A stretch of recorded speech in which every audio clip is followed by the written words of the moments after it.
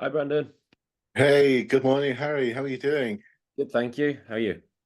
I'm all right, thank you. Thank you for joining me this morning. I just wanted to have a quick chat with you because I was so pleased to hear that you've got through everything. You've got your start date. How are you feeling at the moment?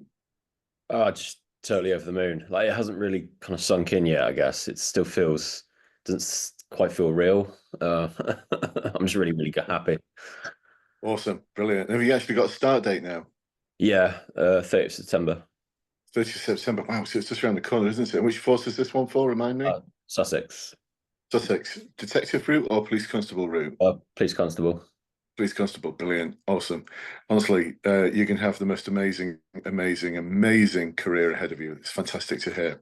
So I wanted to just have a chat with you about how the process went for you and what it was like before, and how you feel. A little bit more detail about how you feel about the whole process. Is that okay with yourself? Yeah, absolutely. Yeah, and to use some of this as a testimonial, actually, so we can sort of inspire others to follow in your footsteps. Would that be okay as well? Yeah, absolutely. Brilliant stuff, right? Well, Harry, that's fantastic to hear. So, tell me a little bit about before then. So, before you actually joined us, how did you feel about the whole of the recruitment process? Um, I think before it was just this kind of it was a bit of a mess really in my head. You weren't really sure what it was they were looking for. Um, I mean, it was a long time. Did apply a long time, a few years before I went to Blue Light. Yeah, Um, but I remember it was things like the situation judgment tests where it's very subjective, and I wasn't really sure what it was they were looking for. And it was just sort of with Blue Light, it was kind of um, making that sort of target really, being like, no, this is what mm, you need, showing the road to go down, so yeah, you can focus what to do. But yeah, awesome. So, go on, tell me more. yeah, and before it was just I just felt a bit lost really in the recruitment process. Just Mhm. um, they were as it was like they're kind of speaking in foreign language in a way, and there was that. It was making sense of things like I was focused on that code of ethics wheel with values, sorry, and that I was just like this doesn't make any sense. Where it's just like some words are the outside, the inside. You got ones, some words inside. You're like, Yeah, uh. yeah, the good old wheel of confusion. Yeah, I Yeah, thought I knew these are all good things, but I'm like, how do I, translate this into like an answer or something? yeah. Yeah, it's they've come out with a new wheel of confusion now, and it's when you read all the behavioural statements, you think, yeah, that makes sense. It makes sense that police officers should do those things, but then Yeah. how do you actually translate that into a situational judgment test, behavioural styles questionnaire, and then the online assessment centre? I mean, how did you find that? Yeah, the honest that was weird, like because there's no one in front of you or at Mhm. all. Like in the interview, you literally played back a video of yourself, so you're just talking to yourself in a room. Yeah, You really get used to the sound of your own voice, like yeah, you have to, don't you? yeah, yeah. And then, in terms of the final interview, what were your thoughts on that if you'd not had our sort of support? Yeah, so when I had it before, because I went in before I had a final interview. I thought I had to be very kind of like stern in a way, and Hmm. thought that was my way of being showing that I was professional. But the way I was speaking, it didn't really come across as that authentic. So I think what Blue Light did was help me sort of break down those sort of barriers. And I was talking about things that were like really personal to me and things before I Mm. didn't think were really relevant. But Blue made me sort of realize it's like, oh, actually, these sort of what they're looking for is the real you, sort of your sort of your strengths and your flaws as well. So it's Yeah. about talking about both of those things, and it was more about you talk about those things and how you sort of learn from them and recognize them, what you're going to do going forward, rather than being like, I'm so great because I've done this and da, da, da, da, da, da. It's like Yeah. it was across a bit robotic. So it's about being more human, I guess. Yeah, I refer to that as a sort of authenticity Yeah. in your interview. So it sounds like you actually, from the way you're talking, I didn't know this, that you'd actually been through the process before and not succeeded. Yeah, it's a long time. It was like 2018. I went through it. Uh, yeah, a couple of times. Once at Nottinghamshire Police, and then BTP. Funny enough, actually, um, on the feedback I got from Nottinghamshire, the guy actually called me up and he said, "I've got you've got a lot of experience. I've got no problem with you being a police officer. It's Mhm. just it's basically like you didn't come across that authentic. If that makes sense. So Ah, it's like, yeah, I'm trying to remember the wording he said now. Uh, yeah, because I think I talked a bit about, I've done the specials and I said, oh, I've done this, and this, and he's kind of like we're just looking for something a bit more um personable, basically. And I didn't really mm, at the time. I was thinking like, well, I've volunteered my time to get this experience to get into the police. Why are you asking me to give examples of other things? I'm like, that makes no sense. So yeah, I was just kind of scratching my head for a while. But then it was now I sort of get it what he was saying. It's like, but you coming across. Oh yeah, that's what he said. He was like, you came across too much like a police officer. My interview. I was like, ah, that what? That makes no sense. At that point, I was just like, I do not get it. I don't know what you're looking for. Like, but now I sort well, yeah. of understand what he's going for. Yeah, But the thing there, I think, your coach, it was Raj you had as a coach? yeah, Yeah, so Raj probably would have talked to you about this as well. I'm sure he would have, about how they're not actually looking for your inner police officer. They're looking for your sort of inner human. yeah, What sort of human are you? What sort of person are you that we yeah, can help shape into being a good police officer? It starts with you just being a good person and having the right values and being humble enough to be able to say, no, it just didn't go to plan, or I tried this and it just didn't work. Because, let me reassure you, all the way through your career, you're going to get that. I mean, I made some massive mistakes, and after 3 decades of policing, towards the end of it, I was still making some whopper mistakes, um, and it's just going to continue. And I remember one of the things I thought as I left the police training college, where I handed in my warrant card and um, all my equipment, like my radio, and I walked out on the last day thinking, next time I come back in, I'll need to sign in as a visitor, if indeed I do come back in. And I also remembered thinking how little I knew.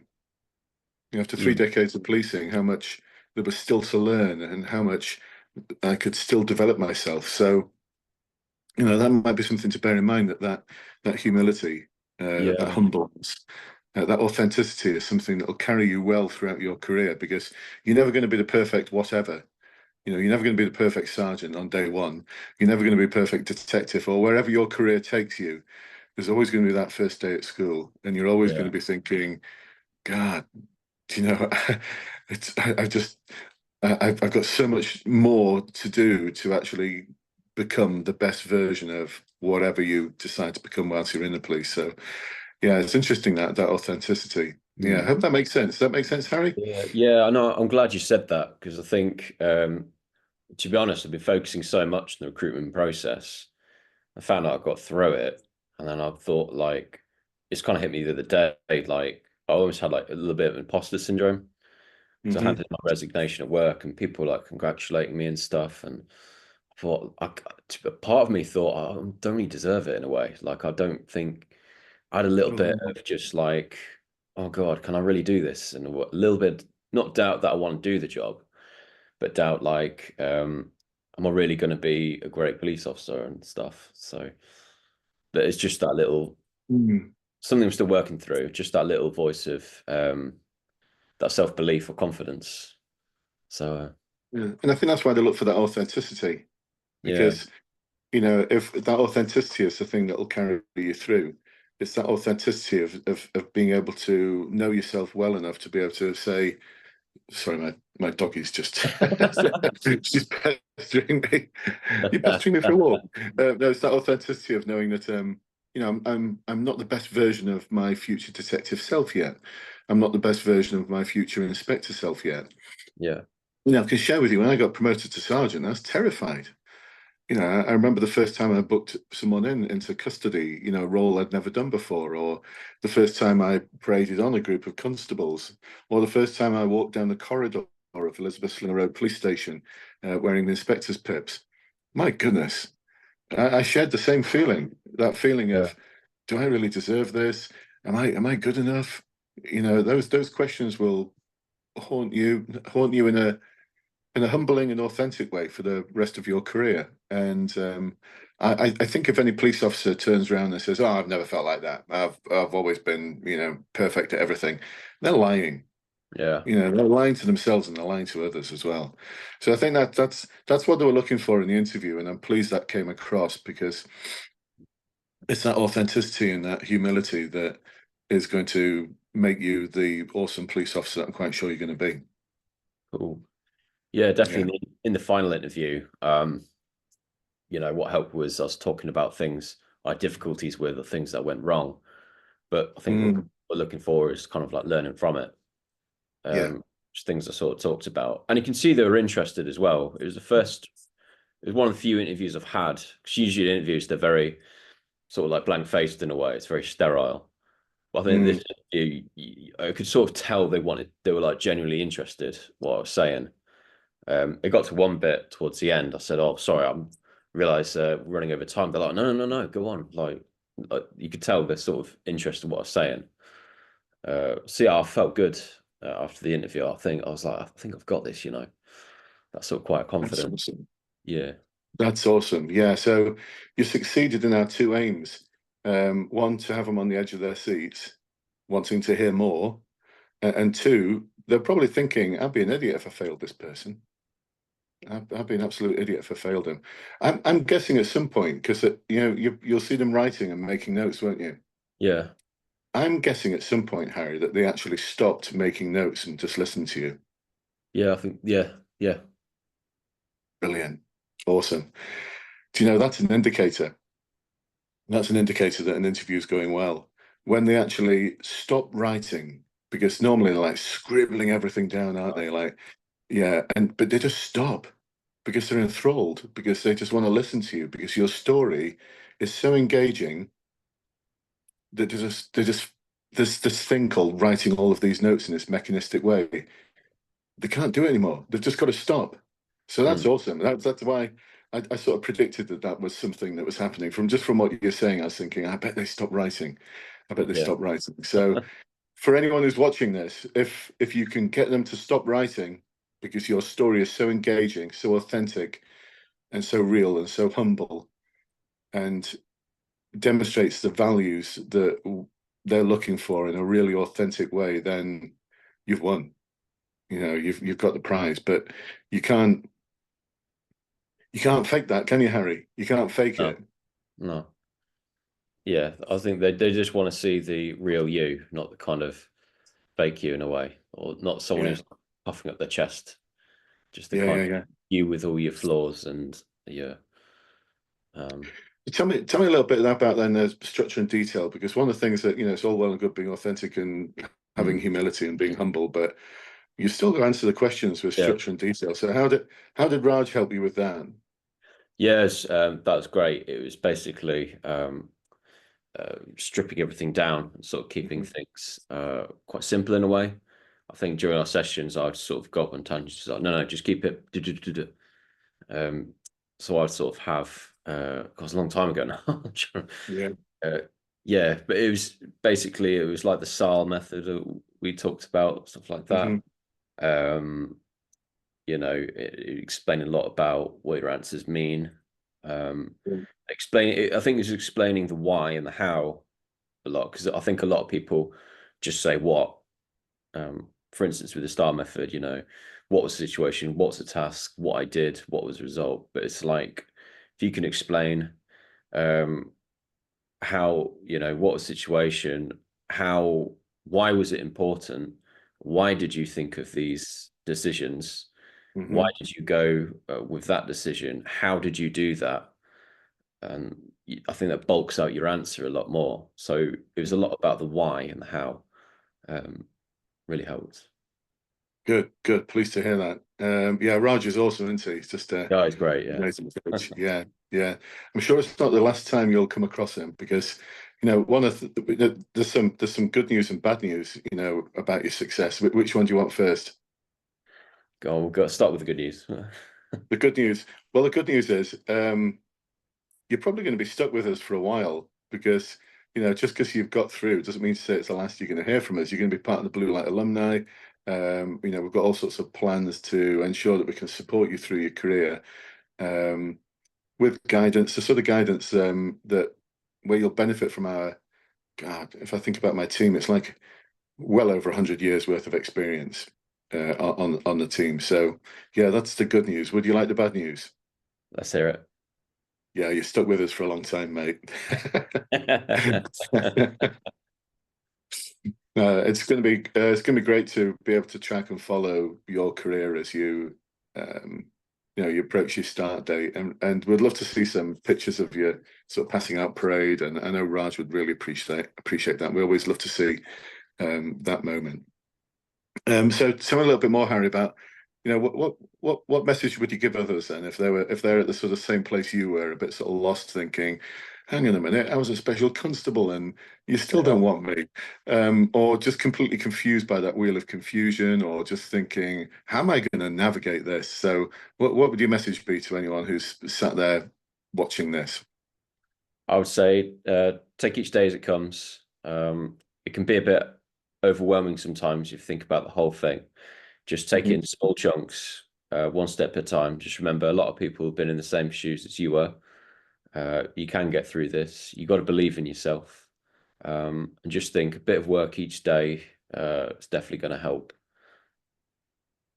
And, Yeah, awesome. Oh, that mirrors one of my other messages.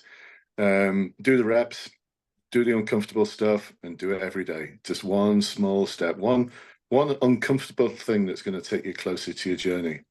And in respect of anyone who's maybe looking at, should I click that button to book a discovery call with Debbie or Matt or Brendan? What would you say? What would you say to them? oh, just go for it. If this is what you want to do, it's the best route, really. Yeah, amazing, lovely. Thanks, Harry. Well, listen, I'm so pleased for you. So proud of you. I know Raj is.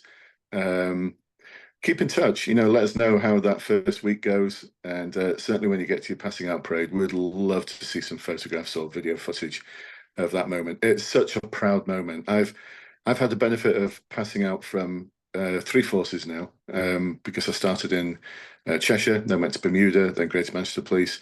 Didn't really have a passing out parade in GMP because I was already experienced, but I do remember my attestation and getting my warrant card back. It's a great moment, and you'll remember it forever. You'll remember it forever. So treasure it, treasure every moment. I'm sure you're going to be the best version of yourself, and always stand up for the right thing. Yeah, and if honestly, I really do mean this sincerely. If you're ever stuck in your career and you're thinking, I've reached out to my sergeant and I'm still not sure. And, because there's going to be some tough moments. That's the thing about being a police officer. There's going to be some tough moments ahead. That's the nature of the beast. It's the nature of the job. It's what makes it so special. But if you're ever at one of those um, junctions in your career and you're thinking, I just don't know what to do, then, I mean this 120%. Just reach out to us, and we will be more than happy to spend some time with you, trying to work out whatever the challenge or conundrum is. So I mean that absolutely 120%. That's the good news, and well, it's not really bad news, is it? That's the good news. You're part of our alumni now, and you're very special to us, and we'd love to be able to help support you if that moment ever comes, and it will. At some point in your career, it will. But like I said, that's a small part of your career. 99.99% of it is going to be awesome. I'm sure it is. Yeah, So thank you so anyway, much. I really appreciate that. that's there for you forever, Harry. As long as we still exist, and I'm sure we'll exist for a long time.